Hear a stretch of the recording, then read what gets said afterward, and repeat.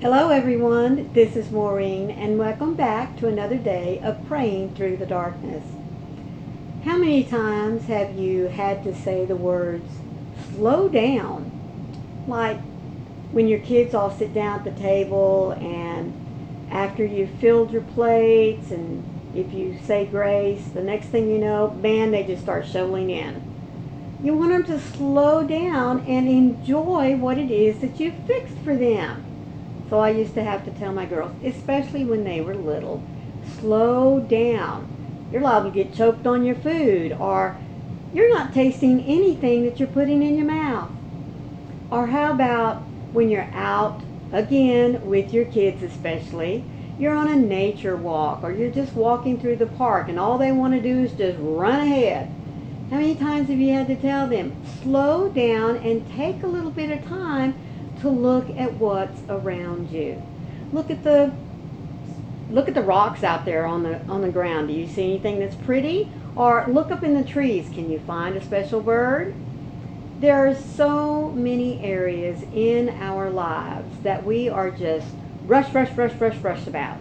We get up in the morning and the next thing you know, we are rushing to get out of the house. Excuse me, because we have to get to work on time. And don't misunderstand me. Yes, it's very important that we start our time when we're supposed to. But what about setting that alarm clock 30 minutes early and getting up so that you can sit down and enjoy that first cup of coffee? Have that quiet time with God to set your day out right.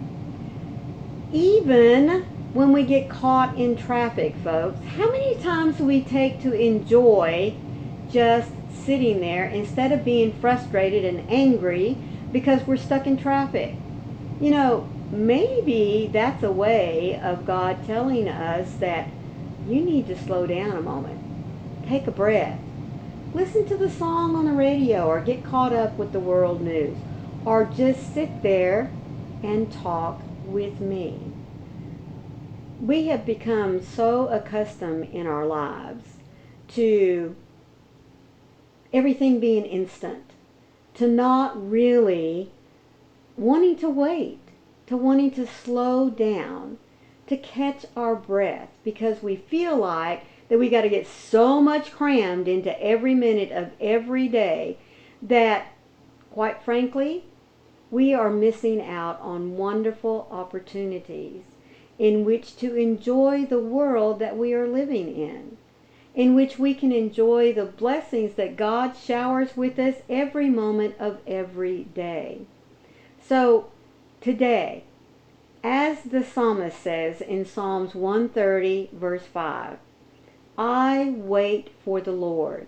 My soul waits, and in his word I do hope.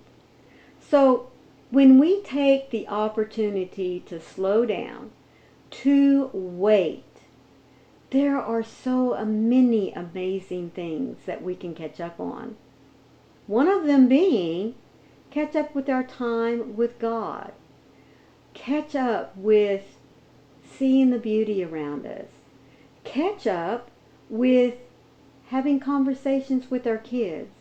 Checking in on our spouse. How was your day? Let me share with you what I did today.